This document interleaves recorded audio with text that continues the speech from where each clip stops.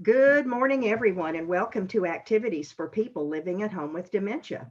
We are proud to offer this series with funding from the Area Agency on Aging and the United Way of Tarrant County. These programs are recorded and are made available for viewing through a YouTube channel for future use. I am your host for today's activities. Our topic today is brought to you by Peggy Spear from the Amon Carter Museum of American Art.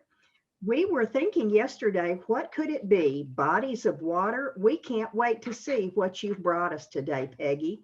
So you can take it away. All right. And Well, good morning, Paulette. oh, hey, Good Paulette. morning. Hi. How's It's everybody? doing fine, Well, dear. thank you. It's all yours, Miss Peggy. All right. Let me pull it on up. All right. So this was actually inspired by several years ago. One of our curators, her name is Maggie Adler, put together a show entitled Horizon Lines. And the way that the show was, it only had a text panel. There weren't labels for any of the artworks, which is not typical for many of our shows. And the way that the show, it was all artworks that featured a horizon line. So there were artworks that were mostly water and there were artworks that were mostly land. But the way that the show was hung was the horizon line was the view. And so some artworks were higher if they were featuring more of the land and the sky. And then some artworks were a little lower if they, sorry, I just hit mute, I didn't need to. If they were the water. So it was not a typical hang in that it's staggered, which it was really kind of cool concept. So the reason she was inspired for this show, Horizon Lines, was that she grew up in New York City. And as an East Coaster myself, the water makes you feel safe. You're almost, if I'm not near a coastline, I feel claustrophobic. Yeah. So she moved from, she was in Boston, she was in New York, and then she moved down south to Fort Worth and got that claustrophobic feeling of, I need to find a coastline. So she was really interested in this concept of, people who are from the middle of the country often feel like they're going to fall off when they're on the coast, or if they lived, they felt like the country's giving them a big hug when they're in the middle of the country. So she was playing with these mindsets of, well, what does it mean?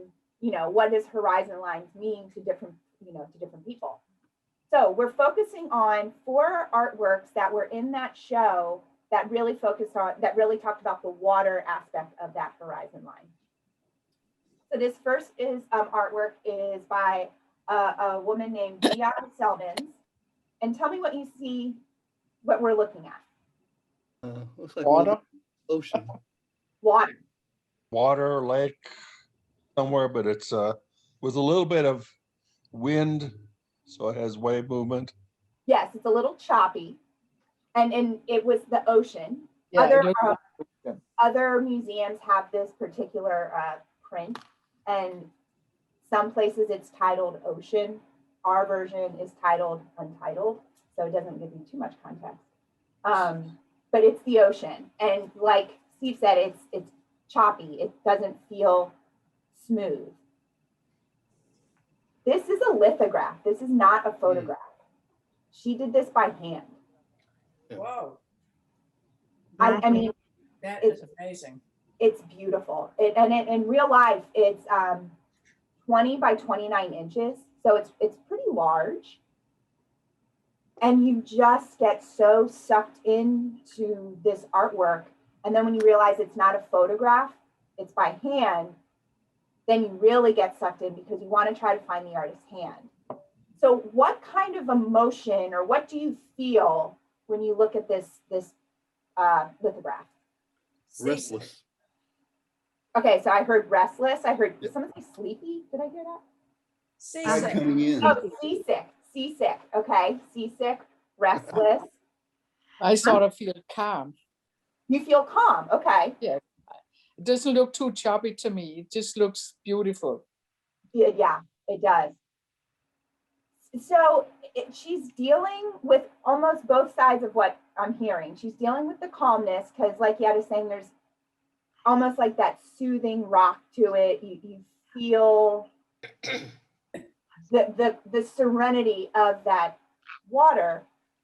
But there's also that restlessness that you feel that Don mentions, because it's almost kind of claustrophobic feeling. Yeah. Do you know that feeling? I mean, the same way people feel when they're in the middle of the country. If you're in the middle of the ocean, I mean, that it's almost, you're just engulfed by nothing, by the water. It's just you and the water. And so this oceans, she was really interested in these themes, these phenomenons that happened in nature. So while we're looking at the ocean, she often did the galaxy, the stars.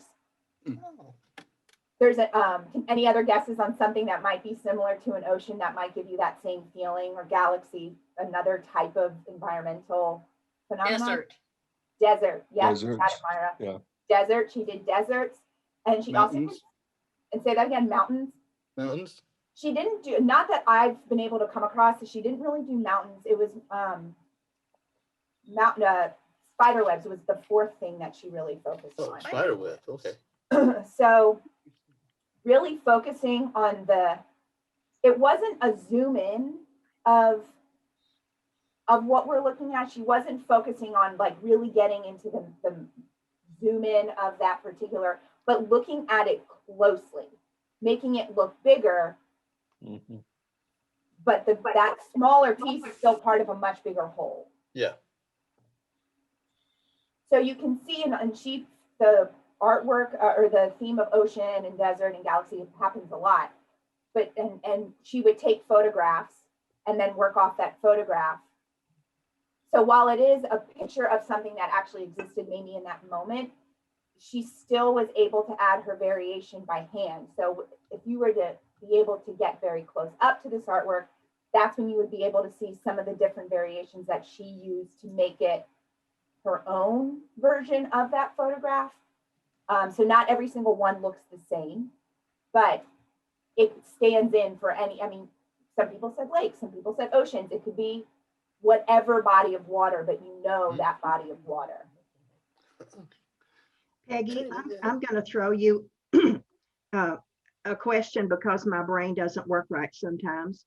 Oh, I don't know if mine does either. You said this is not a photograph, it's a lithograph. Yeah. Remind me what a lithograph is, because I'm not understanding. Okay, so by hand. A lithograph is, this is a printing process. So it's done by hand. So she would draw her photograph, a version of what she photographed on a lithographic stone. So she would draw this, and then you put ink over it. And then the printing is often done by a printer, not the artist him or herself, because it's such a talent to make sure you perfectly lift the artwork off of the stone. So it's a very laborious process from the creation to the printing. And it allows you to see the artist's hand, because they can even go back in and then manipulate some of the touche. It's called touche, is what basically the ink is. They can go in and manipulate some of that. So it's not an engraving, but still hand-drawn process. No wonder. Okay. Yeah. Yeah.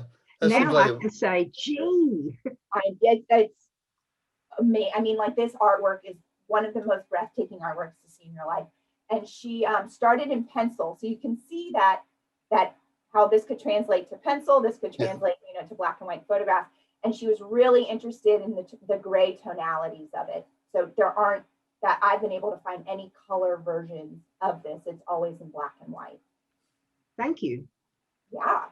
And lithography is something we always try to explain, and we have our conservator explain, and we have curators explain, and educators, but it's a very intricate process that it's often just boiled down when we try to explain it, but there are many steps and trial and errors to get there, because each color is a different print. So you have to clean the slate every time and then put it back on so that the registers have to line up. It's a very meticulous process. That reminds me of looking at the Sunday comics when they don't get one of the colors correct. That's It's pretty probably distracting. exactly. Okay. So, and My so, red nose is over here. so printers are often, I didn't include the printer here, but printers are often listed as the artist's name is listed because it's just as much of a talent to be a good printer. Okay, so what do we think about this one? I know Janine really likes abstract. This is abstract, but you still are very much able to tell what it is. Do we like this? Kind of iffy about it? I like it a lot, but it looks real to me. Very real. I love it. It's great. Yeah.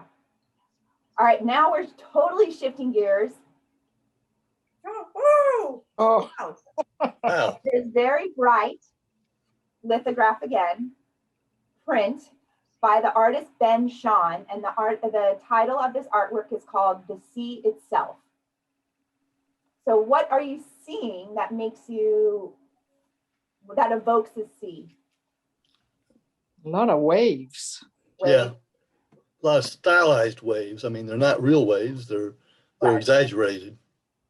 And blue. Yeah. Blue. Blue. Did someone say blue? Yeah. Yeah. So we've looked at this artist Ben Shahn before. We looked at him when we talked about this particular artwork in Yeah. February with the topic love. And so I did a little more digging, and these artworks are actually in a portfolio together. So they read as a book. And I want to say they're 21, but don't quote me on that, prints that tie to a poem that inspired Ben Shahn.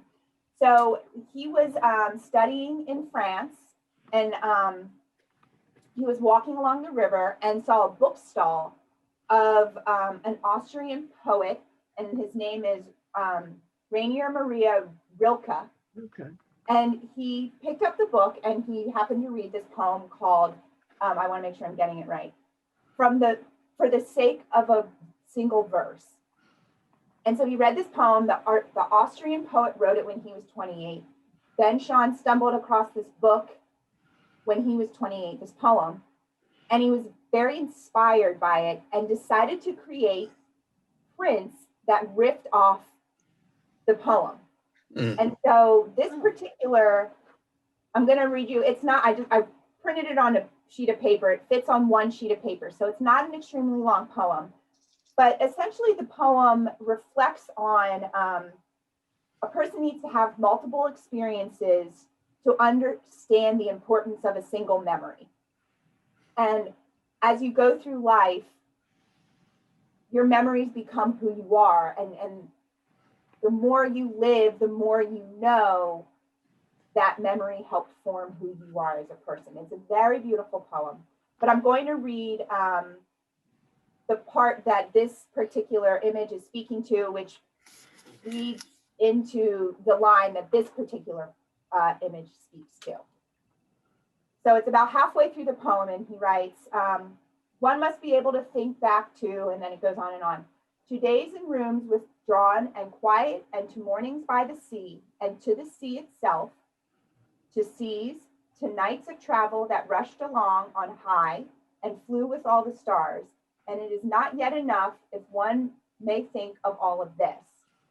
One must have memories of many nights of love, none of which was like the others. And then it continues to go on about importance, memories of being in a delivery room, of memories of being by someone when they're dying, of memories from childhood sickness, to kind of the mundane to kind of the major events in life. And he went through the poem and depicted in what he felt were important phrases. So this was one of them, but so is this. Wow. Interesting. Mhm. So I'm sure, do you, thinking back on some of maybe your family trips, whether it's, by the shore or on a cruise or to the lake, are there certain memories where the sea itself evokes an emotion in you? What kind of emotions does this type of depiction bring to you? Here. Say it again, Paulette. Fear. Fear. Well, when I was a little kid, I used to have horrible nightmares about drowning. Oof. Yeah, Wow. that will stay with you.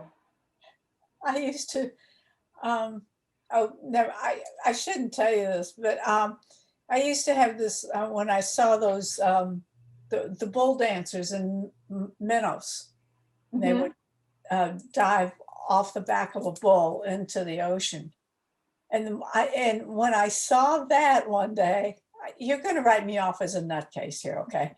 I had this memory of being one of those and drowning. Oh, So I've always been kind of really scared of water.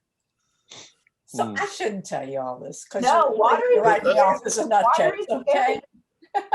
So Water is Anyway. powerful.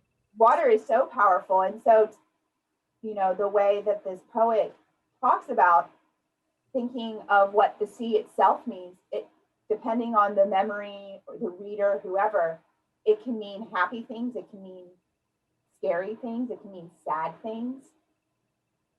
So I feel that this particular lithograph, from my point of view, is neutral enough that the colors can be cheerful, but the colors can be fearful at the same time. Mhm.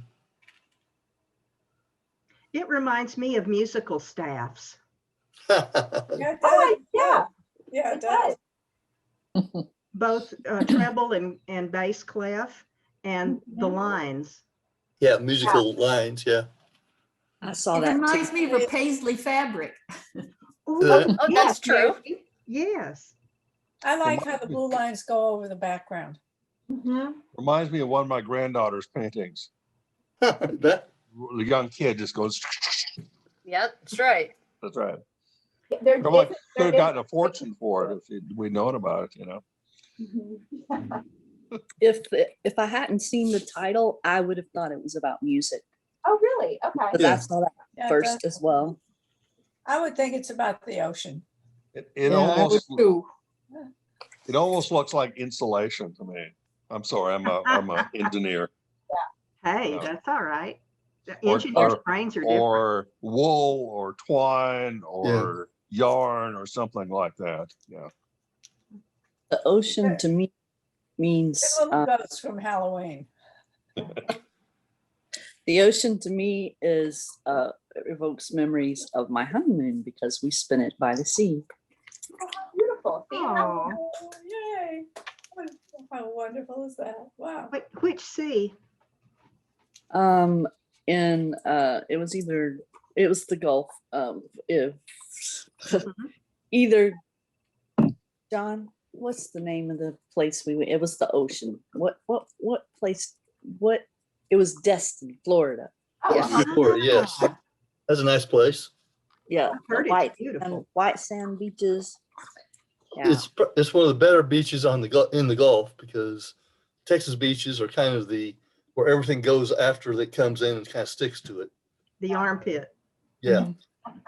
exactly. Yeah, Galveston is more gravelly than sand. Yes. Mhm. Yeah.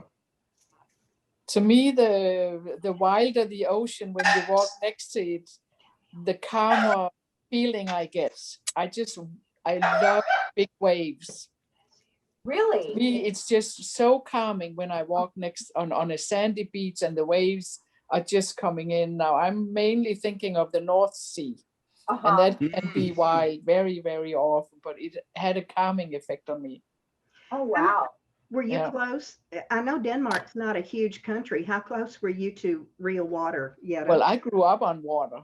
Oh, you And then did? my hometown is on water, but the North Sea is by about 2-3 hours away. So it wasn't often that we went there. Only in the summertime, my grandparents rented a summer house and we were there. Nice. Yeah. And good family memories too. Yes, exactly. Oh, sweet.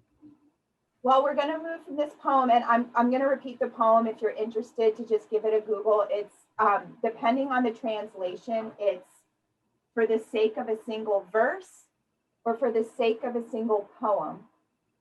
And it's really wonderful because it just talks about the collections of memories you have mean nothing if it's an isolated incident. You need life experience to understand how important those memories are. All right. Another Don't do that. black and mostly, black and white print, but a totally different feel. Mhm. The title is A Summer Day. What about this makes it feel like a summer day? Trees are leaved out. The leaves, yeah, a lot of leaves. Well, the guy's not wearing a heavy coat or anything like that. Mm-mm. Nope. Is he looking through a telescope or something? He is. Yeah. He is looking through the telescope. Paris, yeah. Maybe at the ducks in the water. I don't know if they're ducks or rowers. No, but further in the back. Are they Yeah. rowers? I could be. think they're rowers, and I can't tell what this is here. I think it might be barges. Yeah, it looks Oh. like it. Yeah. That's why I say in the back, if you look at a perspective, it's something larger than ducks. Well, then a in bigger my bird. mind. Boat of some sort. Looks like boats. Yeah, Yeah. I think it's people rowing. I thought it was birds. Birds, yeah. Steamship Yeah. or something. So these are often, especially in graphic design, these can often indicate The lines are too long little for me. birds. So this particular artist was a Czech American, and he really made his living as an etcher, an engraver, an illustrator. He was kind of the early 1900s version of a graphic designer because he created typefaces, he created different seals that are used for different awards that were developed at the time. He would create the seal for the medal and things like that. So he was a well-established illustrator, graphic designer, and this particular picture was an example of something that he did for this particular company called the American Artists Group. And this was a group that was formed during the Depression that allowed artists to create artwork for, cheap during a time when people couldn't afford high-end art, typically couldn't afford. And so these about 100 editions were made at, for pretty cheap, $2.75 at the time, which was still expensive for a lot of people. But people could then bring artwork into their home. And often they were of happier scenes, not related to sort of the nature of the time, which was very, desolate and sad, and people were being displaced and things like that. So this is an example of one of his more notable prints that he made, and a lot of museums in the country do have a copy of this print. This is kind of one of his. You know where he lived? New York. So this could be the it looks Hudson more River. like the Hudson Bay area. Yeah. Yeah, No. it could be that. It could be Chicago. He lived in Chicago for a while. The thought was that it was generic enough that no matter where you lived in the United States, you would be able to understand this scene. It's very interesting because I noticed there's a tent in there and there's a gazebo and there's some buildings if you look at it very Yeah. carefully in the background. Yeah. Yep. So that side reminds me of Hudson Bay because it's not really populated, but little village type of Yeah. things along early Hudson Bay. Early Hudson Bay, yeah. Yeah, and by this time, it would have been pretty developed. And there's a little village across on the big black there across. Yeah. Yep. Yeah. And then you can see the artist down here, the R, that artist monogram would include his initial in the artwork. So Now you've started a poem. It was a beautiful day on Hudson Bay. that's right. We have to leave, folks. We will see you tomorrow. See you later, Steve. Thank you, Okay, Peggy. bye. I Bye. Good to enjoyed see it you. so much. Oh, Hey, good. Peggy, Yeah. I have a question about this. So Go this ahead. is a wood engraving. So Yes. did they use ink on it to Mhm. stamp out the pictures?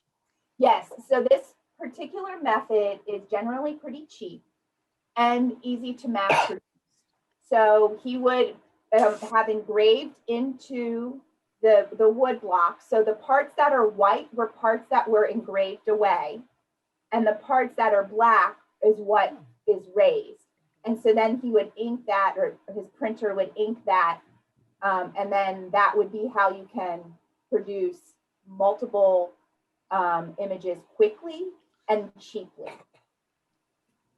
And the wood itself is pretty cheap, and especially, you know, ramping up for wartime, because this was, you know, going on through the 30s, it was very cost effective. Okay. And it was a way to employ artists in a time when artwork was not being produced or consumed the way that it once was. So he did several things during the Great Depression for the American Artist Group. So, all right, we got one more artwork. Ooh. Oh, Isn't this beautiful? Mm-hmm. is there an ugly part of San Francisco anywhere? Paulette, I agree with you. I love San Francisco. Oh, And this is just such a moody picture. our daughter lives real close to San Francisco, so when we go out to see her, Oh, how lucky. yeah. So we see the water. So I feel like because not everybody, some people had a pretty visceral reaction when you saw this photograph. Tell me what hit you first, or tell me what you're feeling when you see this. It Just looks like a before the storm. rain. Before the rain. Storm's brewing. No, yeah, it's just beautiful with the way the moon is shining in the water. Yeah. That's what I think it's the moon. It could be the sun and behind clouds. Yeah, something from the sky is Mhm. shining. You know, you can feel the heaviness of that cloud cover. Mhm. Mm-hmm. That's a stormy. Yeah, it feels stormy.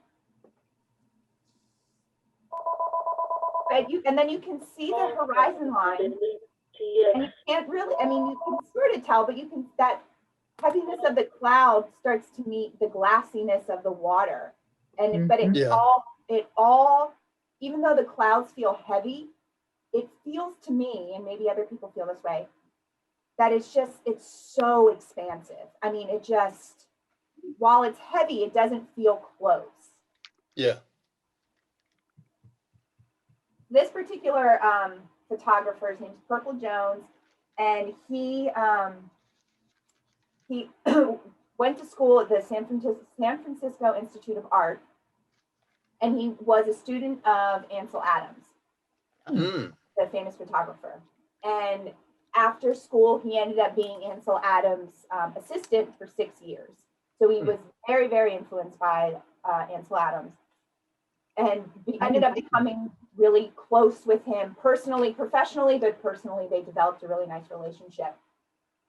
And then when Purple Jones did, what he's really known for is he did a lot of documentary photography of the Black Panthers in San Francisco. That's what he's typically referred to as or brought up with. But he also did this particular portfolio of pictures from San Francisco, and he dedicated it to Ansel Adams and his wife.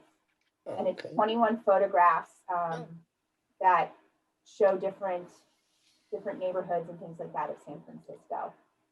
Yeah. What I find interesting is that there are no lights switched on in any of the buildings. Yes. Oh, wow, yeah. I hadn't noticed that. No, me neither. Oh, interesting, yeah. The thing I look at is here, I see the ocean with the clouds that go on forever and it's pretty vast Mhm. versus a very highly concentrated area of housing Yes. right up against it. That's California. Yeah, I Not a know. single light switched on. Mm-hmm. And I stand corrected, it was 12 photographs, not 21. And this is the 21st edition of it that the museum Oh. So yeah, so Maybe the storm caused a power outage. There you go. There you go. yeah, that's it. But it's such a beautiful artwork, and it's 9 by 13 inches, so it's not a small photograph. It's pretty large considering. And so this was all 4 of these artworks were on view together in the same gallery, along with, I want to say there's maybe another 25 artworks on view with it. So it was of all different styles and mediums, but you cannot deny that the ocean, the horizon line, is a very popular theme in art, regardless of time or medium. Peggy, why is it called a gelatin silver print? Gelatin silver? It's the type of printing method used for photography. So typically, if you see a black and white photograph, more times than not, it's this printing process, gelatin silver print. I see. She teaches us something every time, doesn't she? Yes. Well, sometimes And- I'm like, oh God, I hope I told him the right thing about that. Photo printing processes really are a mind bend for me because Yeah. it's a lot of very scientific, which that is not why I went into the arts. So You know, to take a picture like this, you might have had a larger format camera to Mhm. take it with. especially if he was training with or under Ansel Adams, that Right. Yeah. that would make Huh. sense. This is not a picture from a Brownie camera. No, but that was how he, so that was how he got into what he did as a child. He had a Brawny camera, and that kind of opened the door for him on this type of livelihood. I used to have my own darkroom, and I would take black and white photos in front of myself, and my daughter Holly, the younger one, was my assistant. Fun. Oh, I loved it. I Sweet. loved it. I loved doing that. I bet that was very therapeutic, and what a nice memory to have with you and your daughter. Oh, it was beautiful. Yeah. And Yeah. speaking of her and her daughter, next time we're going to talk about moms, aren't we? We are. It's Mother's Day next, not this Saturday, but the following. So we're gonna sing praises of moms. Yay. Do you have any Mary Cassatt in your? We actually have a Mary Cassatt on view right now, and that will make its way into our presentation next week. Okay.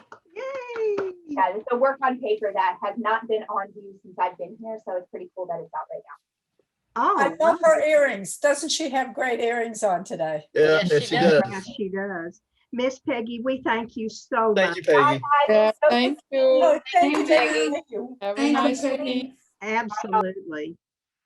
And she disappears. Isn't that wonderful? She's an amazing woman. Oh, Yeah. she is. So yeah. next This is time a with good her will be mom. Program. I'm sorry, Yetta? I say she makes a great program every time. Yeah, she Yes. does. Oh, she is good. Without a doubt. And she's so knowledgeable.